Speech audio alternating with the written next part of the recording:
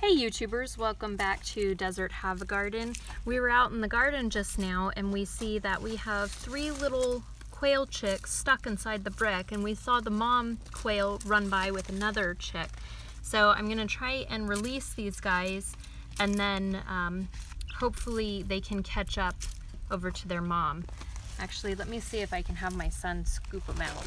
So use your hand and gently help them lift out that way. What are those kinds? Let's see if we can get them.